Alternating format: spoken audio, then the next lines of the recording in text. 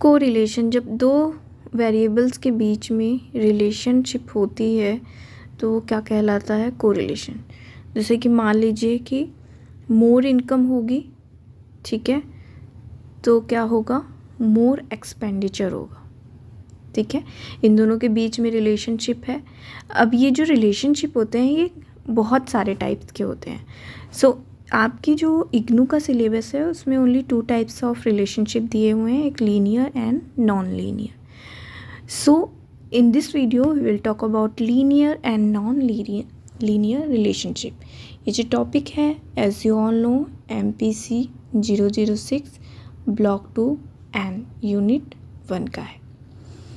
So video start करने से पहले, टॉपिक स्टार्ट करने से पहले मेरी वीडियो अगर पसंद आए तो प्लीज़ लाइक करना, अपने दोस्तों के साथ शेयर करना, और मेरे चैनल पे नए हैं तो प्लीज़ मेरे चैनल को सब्सक्राइब करना for more videos. So let's begin the topic.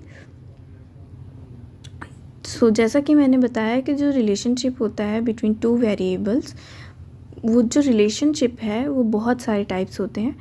Broadly they can be classified as linear and non linear relationship. तो जो लीनियर रिलेशनशिप है ये आपको लीनियर नाम से ही समझ में आ गया होगा, एक स्ट्रेट लाइन, ठीक है, दैट मीन्स एक straight line. So linear relationship can be expressed as a relationship between 2 variables that can be plotted as a straight line, ठीक है। ग्राफ में जब हम प्लॉट करते हैं तो वहाँ पे एक स्ट्रेट लाइन क्या होती है? ड्रॉ होती है, प्लॉट होती है। तो बेसिकली जो लीनियर रिलेशनशिप है can be express in the following equation के थ्रू, ठीक है। तो y = alpha plus beta x। तो देख लेते हैं। तो इसमें जो y है वो है dependent variable on y axis. तो जब भी हम ग्राफ क्रिएट करते हैं तो कुछ इस तरीके से करते हैं जहाँ पे ये x होता है एंड ये y होता है, ठीक है। तो जो x है वो हमारा है independent variable x axis, and जो y एक्सिस होता है मीन्स कि यहाँ पर जो हम मेंशन करते हैं वो हमारे डिपेंडेंट वेरिएबल होते हैं, ठीक है। अब आते हैं अल्फ़ा पे। अल्फ़ा जो है अ कांस्टेंट और intercept of straight line. That means कि जो ये इस तरीके की जब हम ग्राफ पेपर आपने देखा होगा, ये जो लाइंस होती हैं ये हमारी होती हैं अल्फ़ा, ठीक है। And beta slope of the line. Beta क्या है? Slope of the line, means कि जो इस टाइप की जो लाइंस होती हैं वो हमारी बीटा होती हैं, ठीक है। आई होप ये इक्वेशन आपको समझ में आ गया होगा कि ये क्या कहना क्या चाह रहा है, ठीक है। अब यहाँ पर एक एग्जांपल दिया हुआ है, डेटा दिया हुआ है 5 सब्जेक्ट का on intelligence and score of reasoning, ठीक है। तो इसको हम प्लॉट करते हैं इन दिस ग्राफ। तो नीचे हमारा क्या है? ये हमारा x हो गया, ये y हो गया। तो यहाँ पे डिपेंडेंट वेरिएबल है, ठीक है, एंड यहाँ पर इंडिपेंडेंट वेरिएबल है, ठीक है। तो इसी के बेसिस पे हम क्या करेंगे, अपने इंडिपेंडेंट वेरिएबल क्या है हमारा? इंटेलिजेंस, एंड डिपेंडेंट वेरिएबल है हमारा स्कोर्स ऑन रीजनिंग टास्क। जब इंटेलिजेंस जिस बेसिस पे होगी उसी के अकॉर्डिंग स्कोर्स आएंगे रीजनिंग टास्क में, ठीक है। तो इसको हम प्लॉट करते हैं इन दिस ग्राफ, ठीक है। तो जो हमारा पहला इंटेलिजेंस है वो 104 है। तो हम क्या करेंगे, यहाँ से ये लिया है 1 2 3 4, तो ये आया है यहाँ पर प्लॉट हुआ है, ठीक है, ओके। अब नेक्स्ट है वो भी 12 पे। इधर से हमें 12 देखना है एंड इधर से 104 देखना है। सेम हमें आप क्या करना है कि इधर से हमें 127 चेक करना है। जैसे ये है, यहाँ पर आ जाएंगे हम, 127 यहाँ पर हुआ है एंड इधर क्या है 25, ठीक है। तो इस तरीके से हम क्या करेंगे, अपनी प्लॉटिंग कर लेंगे। अब वैसे 109 है तो यहाँ पे 109 आ गया, और इधर क्या है 18, तो ये 18 हो गया। नेक्स्ट है 135, तो 135 यहाँ पे आ गया है, एंड इसका डिपेंडेंट वेरिएबल क्या है 31, यहाँ पर आ गया है। एंड सेम लास्ट है 116, तो ये हो गया हमारा 19 पे,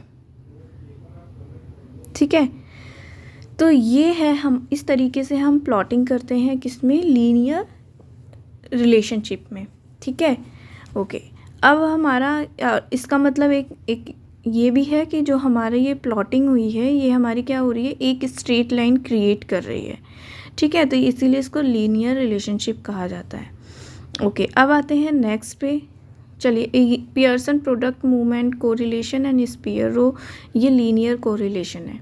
ठीक है, और यही आपके लीनियर कोरिलेशन में यही दो सिर्फ डिस्कस हुआ है आपके सिलेबस में इग्नू के। अब आते हैं नॉन लीनियर रिलेशनशिप। अब नॉन लीनियर मतलब कि जब स्ट्रेट लाइन नहीं बन सकती है इस तरीके से या इस तरीके से, दैट मीन्स कि कुछ टेढ़ा मेढ़ा कर्व बनेगा। ठीक है, इसको इसलिए curvilinear and non linear relationship कहा जाता है। ठीक है, तो इसका बहुत ही अच्छा एग्जाम्पल है Yerkes Dodson law and Stevens power law in psychophysics. It's are good example of linear relationship. अब ये क्या है, ये लॉ क्या है, क्या कहते हैं, इसके बारे में हम देख लेते हैं। जो यॉर्केस डॉटसन लॉ है, उन्होंने एक मॉडल दिया था, the relationship between stress and task performance. तो उन्होंने जो बताया था उसमें कुछ इस तरीके का कर्व क्रिएट हो रहा था। ठीक है, यहाँ पे उन्होंने इंडिपेंडेंट वेरिएबल क्या था, अराउजल, एंड अराउजल की वजह से क्या चेंजेस हो रहे हैं, परफॉर्मेंस में वीक हो रहा है, स्ट्रांग हो रहा है, तो इसीलिए ये हमारा क्या हो गया, डिपेंडेंट वेरिएबल यहाँ पे। ठीक है, तो इसलिए ये बना कि जो हाईएस्ट अराउजल परफॉर्मेंस यहाँ पर ये आई। ठीक है, impaired performance because of strong anxiety. जब स्ट्रॉन्ग एंग्जाइटी हुई तो इम्पेयर्ड परफॉर्मेंस हुई, और जो इंक्रीज अटेंशन एंड इंटरेस्ट, ठीक है, तो इन परफॉर्मेंस, तो ये यहाँ पे आया। तो कुछ इस तरीके का हमारा कर्व बना। तो ये जो कर्व है इसका एग्जांपल इसलिए दिया गया है क्योंकि ये नॉन लीनियर कर्व है। ठीक है, ओके। अब दूसरा जो स्टीवेंस पावर लॉ और non linear relationship between stimulus and sensation. तो कुछ स्टिमुलस थे मैग्नीट्यूड, जिसकी वजह से हमारे जो साइकोलॉजिकल मैग्नीट्यूड थे उस पर इफ़ेक्ट पड़ रहा था। ठीक है, जैसे इलेक्ट्रिक शॉक देना, ब्राइटनेस बहुत ज़्यादा इंक्रीज़ कर देना। ठीक है, तो इसकी वजह से भी क्या हो रहा था, ये जो कर्व हमारा बन रहा था, टेढ़ा मेढ़ा बन रहा था, जिसकी वजह से ये भी एक नॉन लीनियर रिलेशनशिप कहलाता है।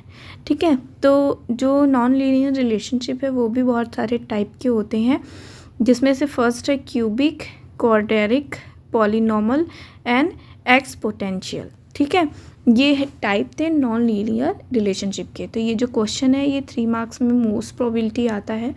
तो आई होप ये टॉपिक आपको समझ में आ गया, और समझ में आया तो प्लीज़ लाइक करें, अपने दोस्तों के साथ शेयर करें, और मेरे चैनल पे नए हैं तो प्लीज़ मेरे चैनल को सब्सक्राइब करें for more videos. Thanks for watching.